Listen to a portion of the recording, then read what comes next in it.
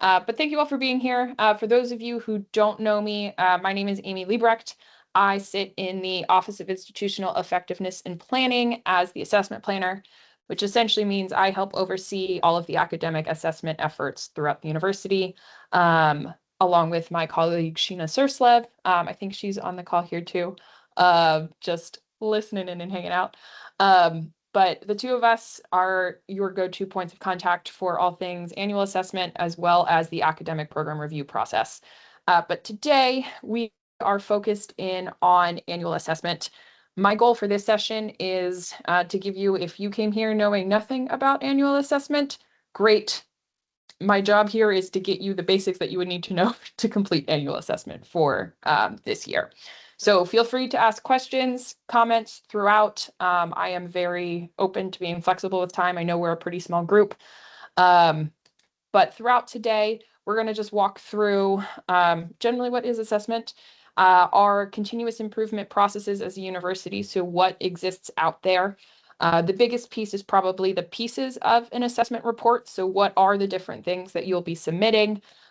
Looking at Nuventive, where you actually do submit these things, and then timelines, next steps, kind of as we move forward.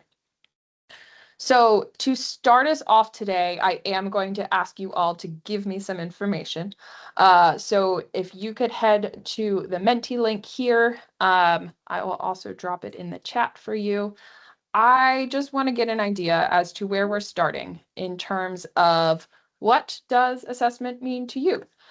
So what do you think of when you hear assessment? What are the different pieces that come to mind for you?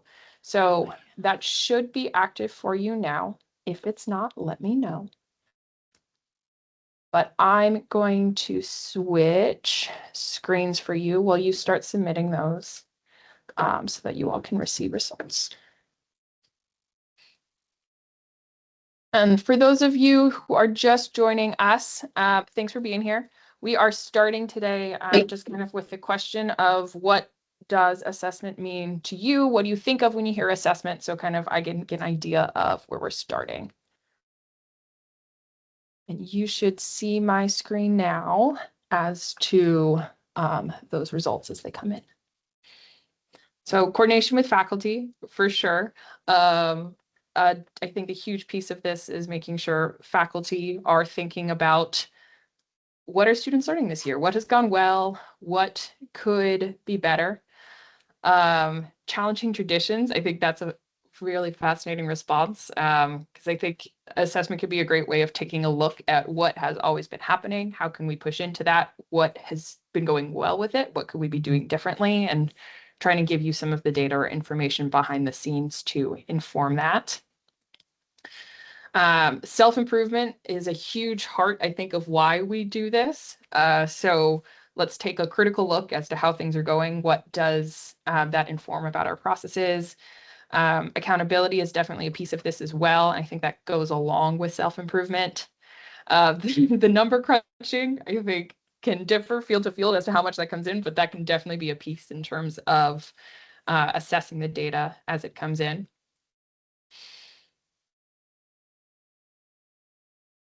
Right. I will leave that there. Feel free to enter other information as you come in if you have other thoughts. But I think that's a great start. I feel like it sounds like you all have a solid idea as to where we're heading on these different assessment pieces. I'm going to switch back over to the PowerPoint, which hopefully is going to pop up again. There you go. So I think it sounds like you all have a great idea as to where I am also heading with these conversations around our annual assessment processes. Kind of where my head is on where we are going today is we are going to, or by being here, you'll be able to summarize what our continuous improvement processes are here. So know what's going on. What is this annual assessment thing I discuss? Identify the elements of a high quality report and then analyze your current assessment materials, because my hope is that you will get into Nuventive, be able to look at what exists for your program so that you are ready to move forward. All right, so my first piece is going to be just talking through what continuous improvement processes do exist already for the university, because we do have a few different levels that this can happen at. I mean, we as an institution are committed to continuing to get better, to be able to serve students in a better way, be able to meet the challenges of today's world, which I think means we have to continue to evolve.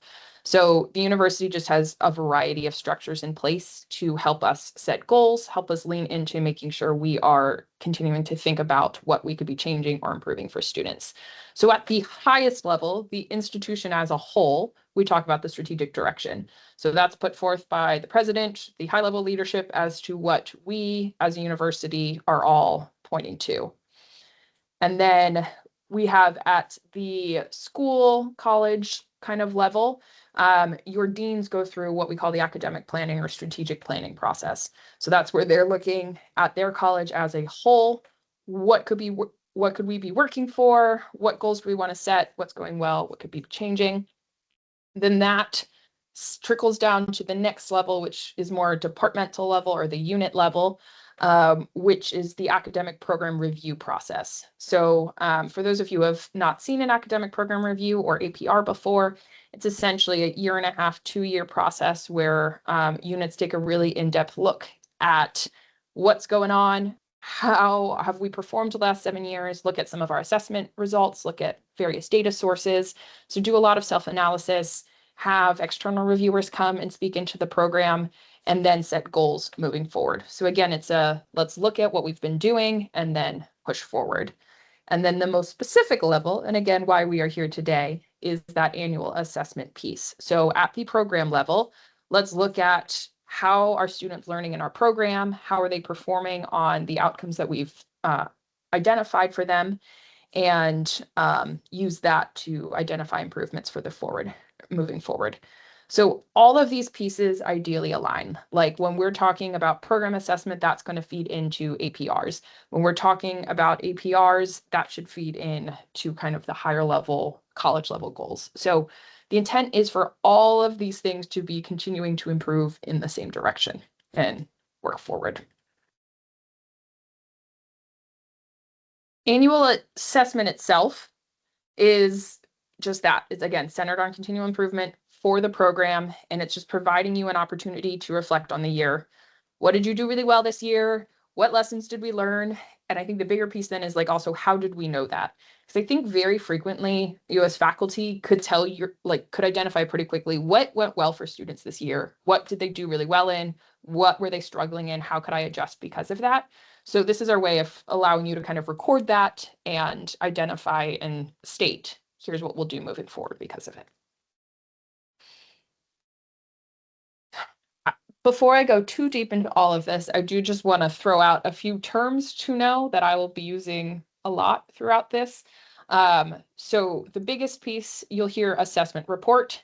That goes with annual assessment, assessment plan. I feel like all of these terms kind of get used together, but the assessment report is that annual submission of your program assessment. It is required for all programs at this university each year, and it includes mission, curriculum map, your student learning outcomes, methods, findings, improvements. There's a lot there. We're going to go into it in a lot more depth, but that's just assessment reports, one of those big terms. You'll also hear us talk about feedback or your annual assessment feedback. And that's because once that report is submitted, there is a process that exists that you'll get feedback back about your annual submissions, your annual assessment submission.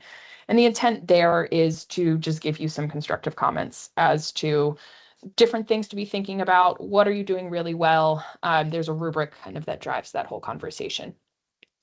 And that feedback is in part provided by the Mason Academic Assessment Council, or MAC.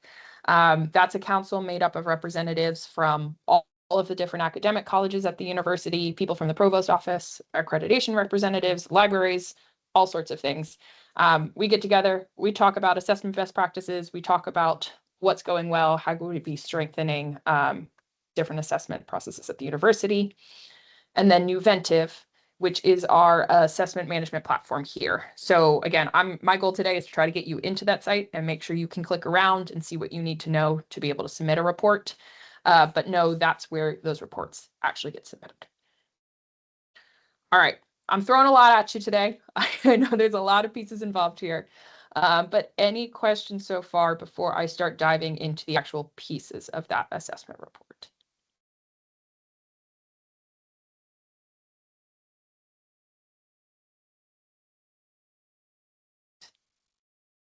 Then I will keep moving. Maria, thanks for being here. We'll keep an eye. I'll make sure you get the recording afterwards. So the assessment report itself, this is kind of the heart of when we talk about annual assessment processes. This report includes 6 different pieces, and I'm going to go into detail on essentially what makes a quality submission for each of these.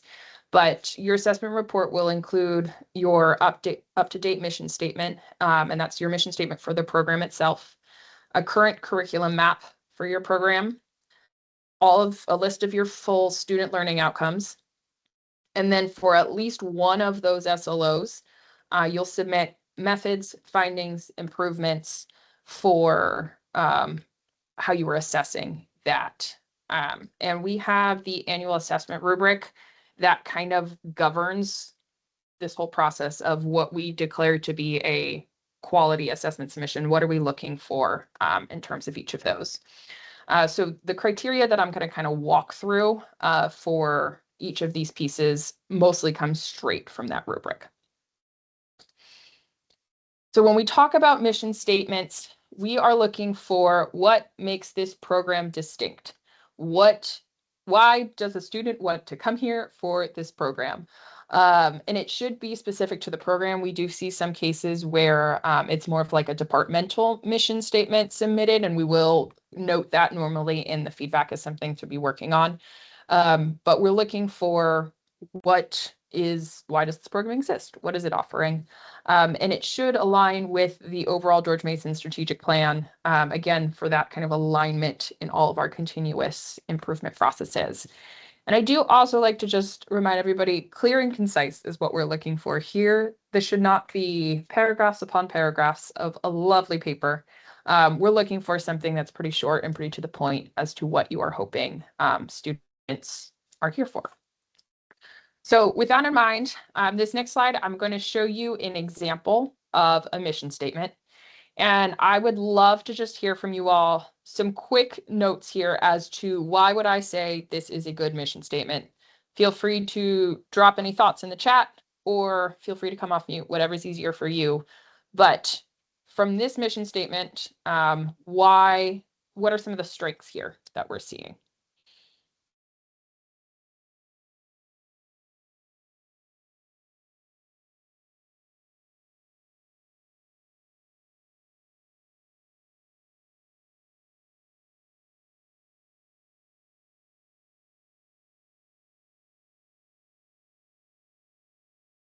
Think goals. Yes, it's definitely, I think it's very clear what the program is intending for its students. I think it clearly states like what they're going to learn, what their graduates will be able to do. The stakeholders are explicitly called out in this. So I think it's very clear to the point of what this program exists for. So shout out to Climate Dynamics. This is an example we've pulled from one of our programs. Can I ask a question? Of course. Who's the audience for the mission statement? Like, is it prospective students? I'm just thinking of that because we just had junior visit day. Is it other people at the university? Like, who is it supposed to be clear to? Because I feel like who it's supposed to be clear to, you know, like if we want to be clear to academics versus 18-year-olds, this is obviously PhDs, but like, Fair. Yeah, clear Yeah, to who? good question. I think my answer is a little broad in that I think it could fit. I think you definitely want it to be clear for those in the department as to kind of a unifying statement of what we are intending. And also for the broader, I think, university audience of why does this program exist? I will say, I think it is important as well that these can speak to people outside of your your bubble itself. So in terms of like, I see sometimes where there are like a lot of abbreviations used or things that are not understandable by others. So sometimes we'll note that like maybe make sure you spell out all of any common abbreviations or something just so that it could speak to a broader audience. So I guess my answer is probably most important that your department all be on board for it. But ideally, this is also understandable by a wider audience that you could have placed in different places so that people know what you're working for. Okay, great. Thanks. Yeah, no problem. It's a good question.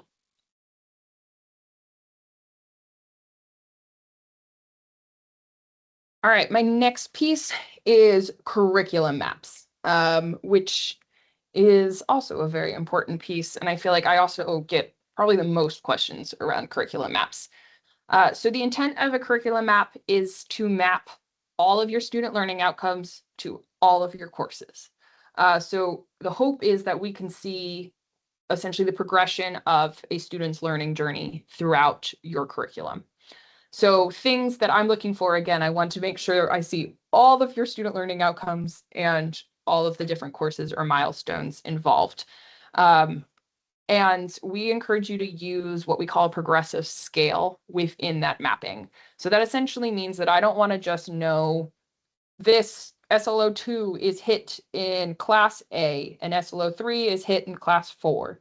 But I also want to know what level of learning it is I essentially hitting. So was it just introduced at this level? Was it reinforced? Was it mastered? So essentially that progression of learning. I want to be able to see how a student's learning has evolved over the course of their time with you in the program.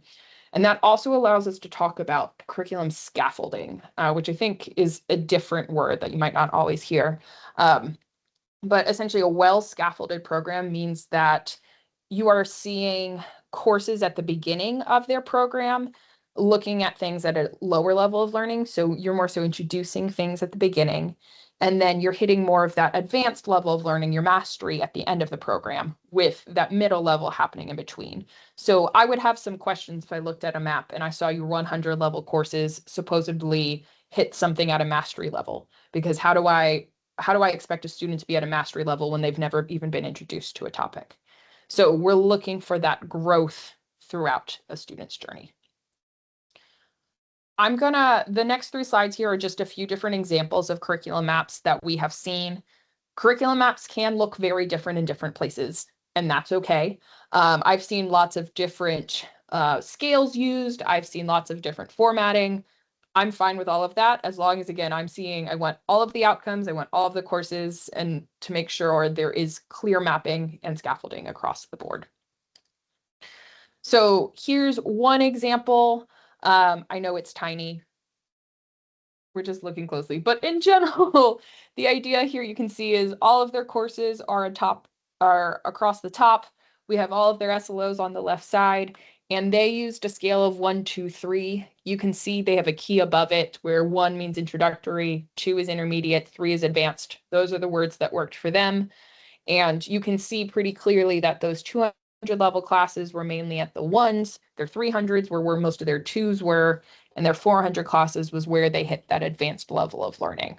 So I can see some of the scaffolding across the board, and I can see all of their SLOs are hit several times. All of their classes are mapping to at least 1 SLO. Great. Those are the main things I'm looking at when I'm reviewing one. Here's another example. Again, learning outcomes on the left. You have your classes across the top. Their numbers where they broke down both a teaching level and an assessment level. You don't have to do that, but that's what worked for this program. So they talked about introduction, intermediate, advanced, and those A's dictated where does assessment happen over the course of my program. So they were very intentional about assessing at different levels, and they knew where those assessments were going to occur so that they could plan accordingly for their classes. And here's one last example. They used a scale of IER, so introduced, emphasized, reinforced were the words they chose. And they also called out which classes would include an assessment. So again, that intentional planning. And this program, it was an example that has some different concentrations so that they could show how their different SLOs are being hit regardless of which concentration you were in. So just another good example for you all. And if you're looking for more examples like this, our website has a bunch of them. I will drop some links as we go, but our Excellence in Assessment Award winners, we have all of their reports posted so that you can see them and can get some further ideas. So dropping a link to that as well as in the chat. So that's a great resource for you if you're trying to figure out where to start. All right, that's your curriculum maps. Next piece is your student learning outcomes themselves. So I mentioned those need to be included within your curriculum map, but here's just what creates a really high quality student learning outcome. So we're looking for action verbs. That's one of our biggest pieces normally is a measurable action verb. When we talk about that, if you're trying to figure out some good action verbs to be using within student learning outcomes, we encourage you to start with you could look up Bloom's taxonomy. They have some different action verbs that kind of across various levels of learning at different difficulties. So it's a good place to start. Appropriate number, we encourage you to have 4 to 8 SLOs for a academic program. If we have dozens and dozens of SLOs, it's hard to really pin down and focus on what the student is trying to achieve or assess all of those. So we encourage 4 to 8. And also focus on an appropriate level of learning, meaning your student learning outcomes for a bachelor's level program should not be the same as your learning outcomes for a doctoral program, because I would expect very different learning to be occurring at as a bachelor student than as a doctoral student. So bachelors might be more focused on just being able to understand some concepts or identifying different pieces. Doctoral students are truly creating and original research. So that should be reflected in how your outcomes are created. And each outcome should be focused on one idea. When we say the word single-barreled, that essentially just means I want this to be on a single item so that it's very focused and again, measurable as to what's being created. If you ever see us giving feedback of, oh, this seems like double-barreled, it normally means you are probably identifying 2 different focuses within your student learning outcome, and we might recommend breaking that apart. I'll also flag in here that we do know there are programs at our university that have external accreditation standards that kind of dictate what their learning outcomes are. If that's true for you, cool. I am not trying to get in the way of that. So our assessment report submissions do have a place where you can essentially check a box and say, hey, these align with our external accreditation standards, because if that's true, I understand it might be different formatting or different content than what our like the George Mason normal expectations are. So just know if that's true for you, okay, fine by us. I'm not trying to make you do a bunch of extra work there. So here's just a few different examples of good quality ones, gives you some examples of some of those like action verbs that I'm talking about. So this first one was about recognizing ethical issues and problems involving questions of public policy. So their phrasing was they wanted students to show evidence of capacity to recognize. So there's a few different words in there, but the key to me was recognizing ethical issues and problems. The next one was around effectively communicating through writing the impact of and significance of their research. So the focus there to me was effectively communicating the impact and significance of their research. So that's another good option. The last one was they used the language of graduates of the program will be able to instead of students will be able to. That's fine by me. But they would be able to design a system, component, or process to meet the needs of its users. So again, that design kind of being the key action verb there. So just a few examples for some food for thought.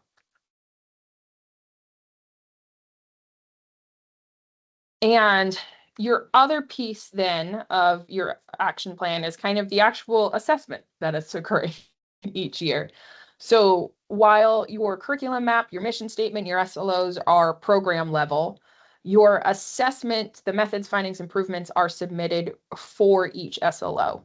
So we require within your annual assessment that you have methods, findings, and improvements for at least one SLO each year.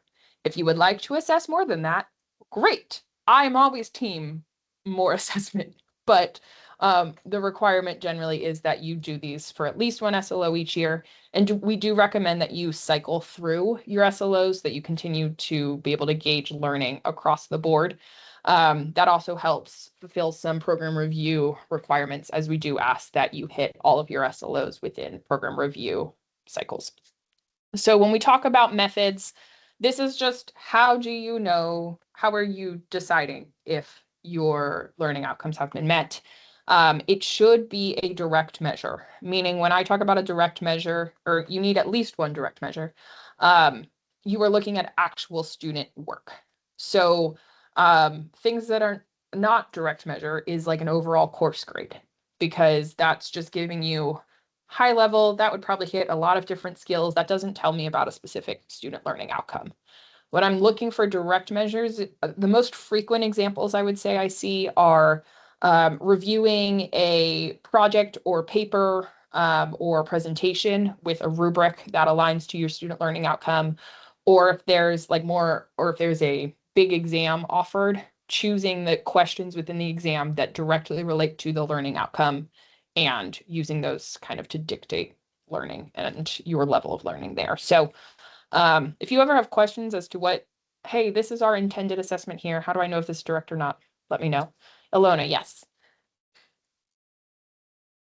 Sorry. Okay, No so I problem. have a question.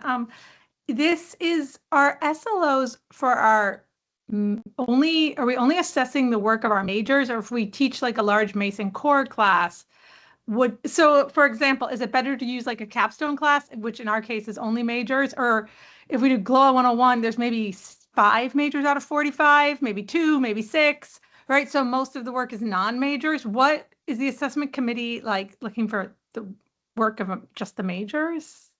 Good question. Yeah, I would say for this type of thing, I would probably say you're concerned about learning within your academic program. So in that case, you're most concerned about the major students. There are Mason core assessment processes throughout the university to ensure that we are meeting the needed learning outcomes for the general education. So to me, that probably fits that box a bit better. Whereas the annual assessment reports here, we want to make sure students are learning what they need to within your degree program. So in that way, I would probably focus on your more major centric classes. There could be places where it makes sense to use some information from one of the larger classes, but focus on those students. But I would say most of the time we're seeing strictly major classes. Yeah, thanks. That makes sense. Cool. When we talk about findings within your assessment plan, we'll ask you to state, did you meet the target? Did you not? Please know there is no penalty if your answer is no, we did not meet the target. I'm not coming after you because you said no. But our hope here is if you didn't meet a target, okay, let's talk about why, or let's talk about what we could be doing differently moving forward to hopefully get us closer to that target, or what did we take away from it? So be honest in this. This is your chance to truly just have a reflection on how's it going? What could we be doing better because of it? And we also emphasize integrating appropriate conclusions, meaning you can tell me, great, I met my target. 90% of my students were proficient in this skill. My question is, okay, cool. What did you learn from that? What does this tell you? So I'm always going to ask for some analysis or some conclusions from your data as to what did you actually learn about your student learning through this exercise. And then the improvements at the end is just identifying what are we going to do differently as we move forward because of what we learned here. So we'll ask you to state any previous improvements that occurred and then identify what we would do next. So here's just a very quick high-level example of like methods and findings. So here there was a measure used where there was a rubric. They evaluated 6 components of the outcome on this rating scale. They completed this assessment on a specific final paper, and they did attach the rubric. So anytime you can include supporting documentation is also helpful in this process, both for reviewers looking at it, they could give you feedback, and also for like future versions of you who is trying to understand what was assessed. If there's pieces attached into the report, they have some more information to work with. We do ask you to identify a target as to what would success look like for you in this SLO, or from this specific measure. So frequently that we see that expressed like 80% of students would reach a certain benchmark, or 100% of students will complete assignment with this type of grade or something. So we're looking for some statement of what is good, what is success here. And we will ask you to tell us a little bit about why you chose that benchmark. Why was 80% of students here good enough for you? Then we'll have you state your findings. So in this case, 100% of students were assessed, but only 54% achieved those scores that they were looking for. So their conclusion was target not met. Again, good. That's your honest statement as to where they were at. And then their analysis was that improvements could be made. They did notice that some students who had high scores, they were high in like everything, and same students with low scores were low in pretty much all the components, so that they noticed some things there. And then they would have information to make next steps or identify next steps with. And when we talk, one too many. When we talk about improvements, my biggest thing here is normally I'm just flagging the more specific you can be in what your intended improvement would be, what's your intended next step, normally the better. I want to know who's responsible for it, when is it going to occur, what do you need to make sure this can happen, what could get in your way. I ask for all of these details not because I want to know all of the things, but because if you've thought about it and if you can spell these things out, it's a lot more likely to occur. So we ask for these details because we're really hoping that these are actions that you could take to improve student learning, improve your programs. So the more specific, normally the better in terms of your improvements. All right. That was a lot of pieces of your assessment report. I did want to just kind of throw out places to start in terms of if any of you have had exactly zero exposure to assessment before and you're responsible for it this year and you're like, oh no, what do I do? I do want to just make sure you know that you're not starting from scratch. So, and I would say 99.9% of cases, there is some sort of assessment that exists for your program already that you can take a look at.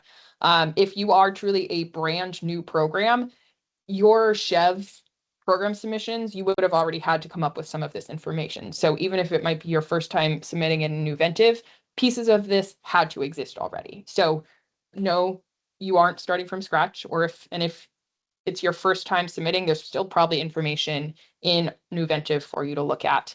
And some of these pieces do remain the same year to year. So we know that units are probably not overhauling their mission statement every single year, nor do I expect you to. So there are pieces of this that will remain same or might only need minor tweaks year to year. I would say your assessment methods, findings, improvements are the biggest things that are truly changing year over year. Whereas like your curriculum map might just need small updates if you added a course. Great, let's just add that to the curriculum map, upload it, you're good to go.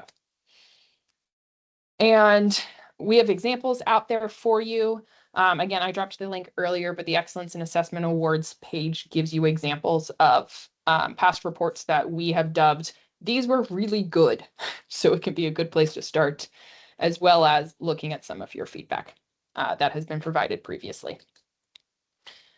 And I think it's also just good to know what happens after I click submit. Where does this go? So that Mason Academic Assessment Council, that group I talked about at the beginning, as well as OIEP staff, review those submissions to provide scores and feedback. The intent there, again, is not punitive in any way. The heart here is we want to acknowledge what's going really, really well, give you some feedback, some places that you could improve on, and it also lets us talk more holistically about what's going on in assessment across the campus. So we can offer more tailored programming or identify some different needs across the board. Okay, I'm going to pause there. Do we have any questions or things I can clarify thus far.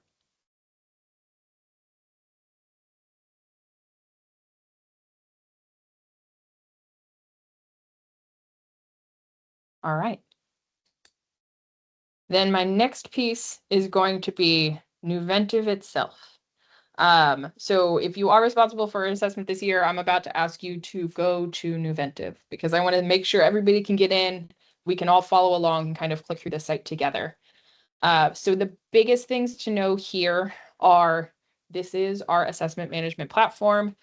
So this is where you will submit your assessment reports. This is where you see your feedback. You can log into the site here. It's another one of George Mason's favorite single sign-on sites. So you'll just need to put in your Microsoft information. And also as a good resource for you, when you're not on an active call with me, we do have a guide available for you that walks you through the whole submission process. Or if you're having issues with anything, I am here to help. Please reach out to me and let me know. I'm always happy to hop on a call and talk you through it. But as we go to Nuventive quick, the pieces we're going to look for are our mission statements, our curriculum maps, where do I put those things, how do I upload them, as well as for assessments, methods, findings, improvements. How do I get there? Where do they go?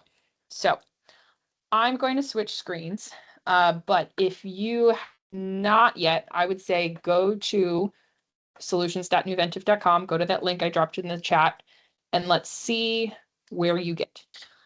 So once you log in, hopefully, Alana, I will get you there soon. There's a few different things here. You should be taken to this homepage that gives you a quick idea of how to navigate the site. This top drop down, if you are involved in multiple programs, this top drop down would let you navigate between the programs. So that's relevant if you have two different undergrad programs, or if you're looking at everything for your department, you could switch between them up here. For today, I'm just looking at a sample so that this isn't real information for anybody. And you'll also see in this right-hand panel, you have some different resources for you available. They're the same things that are on our website, but it's the guide, some example reports, so that those are available for you if you're looking to find them. In the majority of the navigation in Nuventive happens through what I fondly call the hamburger menu in the top left corner. So once you get there, if you click on that hamburger menu, you'll see a few different things here pop up. Dashboards, mission and curriculum map, and program assessment planner results are the biggest pieces that you're looking for. So when it comes to submitting your annual assessment report, the first thing that I would probably suggest you doing is going to that mission and curriculum map tab, because this is where you would submit your mission and curriculum map. Look at that. So this screen will pre-populate with whatever is loaded for your program's mission already. Again, the vast majority of units do already have something here. So this is your chance. You can take a look at it. You can either say, yep, looks good. That is still our current mission statement. This is the most recent curriculum map. Great. Or if it's not and they need to be updated, then you can click the three dots in this top right corner, say open, and you'll have the chance to change those things. So in the program mission, I could say, and here is my 2026 update. Great. Change the mission statement to be whatever I need it to be. I would update the last updated date to be today so that I know the last time I changed this mission statement was April 15th, 2026. Great. Let's say this curriculum map is still active. Great. I've changed what I need to change there. You want to make sure you click save in this top right-hand corner so that we know something happened. Otherwise, the information will go away. But we click save, you'll get the success message. And then you can click the close button to take you back to the original screen. So that's your update process there. The next piece is where you get to your student learning outcomes, your methods, findings, improvements, the rest of it. That all lives within the program assessment plan and results. So again, to get there, you're going to go to your hamburger menu and then expand program assessment plan and results. There's a few things here, but you want to go straight to program assessment. That's your priority. So once you click that, this first screen is a list of all of the student learning outcomes that exist for your program. Again, most of the time you are not starting from scratch. You have what the learning outcomes have been for your program. If they have changed for you, cool, we can change the text. But I will say if the learning outcomes that you have in here are already correct, you do not have to re-add them. You're able to just click into whatever SLO you assessed this year and add that add your methods, findings, improvements. You don't have to re-add a new copy. So the hope is you look at this screen, you see your list of SLOs, and it's very clear as to when they were assessed. So let's say for 25-26, I want to assess written reports. To get into that information, I'm going to click those 3 dots and choose to open that SLO card. So this takes us to a screen where I can see the student learning outcome first. That's also if you wanted to update the text of one of your learning outcomes because you've changed it, you all have met and decided, hey, we're editing our SLO. I could also say new SLO language, or that's your title. If I wanted to change my learning outcome text, I could change it to be written scientific reports only instead of forms. So I can make those adjustments there. I can state that I'm also assessing this SLO for 25-26. And again, I'll want to click save before I leave that screen to make sure my changes have saved. Once I've done that, to add your assessment method, you go to that next tab up top called assessment method. So here are the methods that have been used to assess this SLO in the past. If you're using the same one as you have before, cool. You don't have to add it again. You could edit it and make updates. But most of the time I do see people adding new assessment methods. So in that case, I click that plus button at the top right corner and I add the information for my assessment measure. So the name of it, description, type, status. Status is almost always active. Pretty much always is active, just know that. Achievement target, so that's where I say 80% of students will receive a very good rating in this. Any other context on that achievement target, why did I choose it? If I have supporting documents, I can add them here so that they're included with your submission, and then I would save that. I'm just going to close this out because I didn't actually add any information there. But once the measure is added, it'll appear on this screen. To then add your findings and improvements, you would go to this next tab called Findings and Improvements.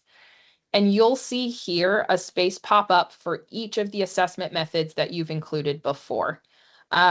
This one's a bit confusing at the moment because it looks like these didn't have titles. So I'm going to open these actually quick and edit it. So let's say this was a report assessment. So it now has a name. I can save that change. Context, we'll add that in there. So now if I go to findings and improvement, I can see I have a direct measure that was report assessment present here. And we did use that one in 2024 from what I can see. Let's say that's also the measure I'm using for 25-26. I can click this add findings and improvements button and then have space to add all of my findings information. Again, there's space for supporting documents, other charts if you would like to include them. And then this is also where you would dictate, here's my intended improvements, who would be completing them, when I'm trying to complete them by, all in this space. As always, once you enter all of that information, click save, close it out, and you would see 25-26 pop up here. And that's it. At that point, like once you have your findings in for 25-26, there isn't like a magic hit submit, I have completed assessment for 2026 button. If you've added your assessment method, if you've included your findings and improvements for 25-26, I can see that on my end. That's all you would need to do. If you have questions while you're going through, or you're like, hey, I think I submitted, but I'm not positive, reach out to me. I'm happy to check on my end and let you know. So that's your overall assessment, or your assessment report submission flow. Any questions there?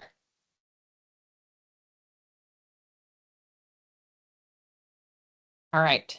Then the one other piece I want to show while we're here in Nuventive is how to view your assessment feedback. So like I mentioned, the Mason Academic Assessment Council and OIEP give you feedback on your assessment reports each year. So to get to that feedback, there's two places that you could look. The first is the report. If you go back to your hamburger menu, go to your program assessment feedback report section. In this right-hand panel, you're going to see the assessment feedback report. You can click on that. You can choose which years you want to see your assessment feedback for, whether you want all years, if you just want to see 2025's feedback. You can choose your filter. You can say run that report, and it will generate with your feedback. So in here, you can see the score you received in each of the components of your assessment report, as well as what comments you received from the reviewers. And this is downloadable. If you want to generate that and show it to anyone else or take it offline, you're able to. The other place to view that same information is within the dashboards, which has one handy tool that goes with it. So to get to the dashboard view, again, go to your hamburger menu. You're going to go to dashboards.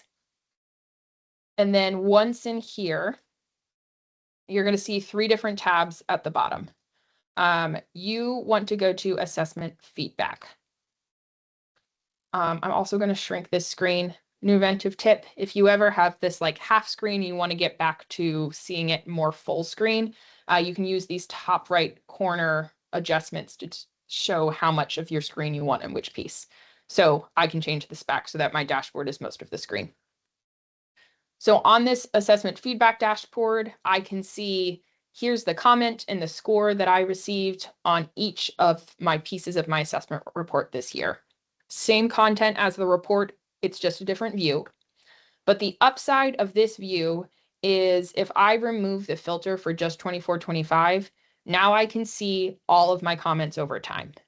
So this allows me to see if I've had any improvements year over year, or if I'm getting like the same comment every year for a specific piece, maybe that's something I want to focus on, but it allows you to see some more context over time for your program.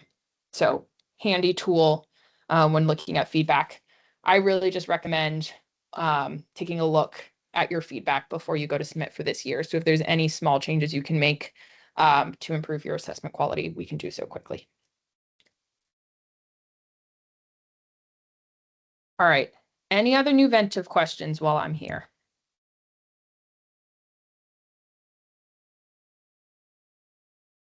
Okay.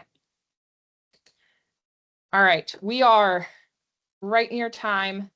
And I want to make sure I respect that for everybody and not hold anybody over. So I have just kind of quick piece to end us with. I want to make sure everybody knows timelines around assessment, what kind of your big next pieces are. So we're going back to the PowerPoint one more time. All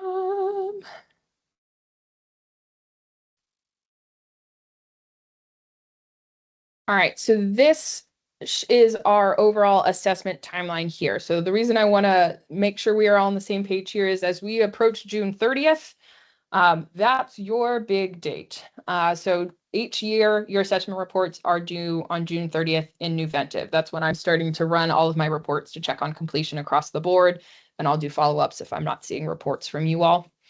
But more broadly, I like to just kind of give an idea of what the assessment timeline looks like throughout the year. So you submit your 25-26 report in June. Ideally, think about assessment in the fall.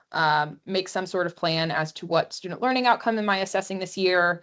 What class or what project am I going to be using for assessment? So there's nothing you have to submit to me at that time, but I just like to recommend thinking about this earlier rather than later is going to make your life easier in the long run and hopefully allows for some more intentional assessment.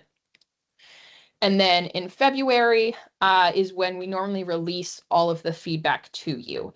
So during the fall semester is when MAC is reviewing all of the assessment submissions and providing feedback. And then normally February is when all of those results are made visible. You'll hear from me when they're all out there so that you know you can take a look. And we normally have some workshops at that point about accessing feedback so that you know kind of where to look and where to get that. And we also shared those results with college leadership so that everybody knows.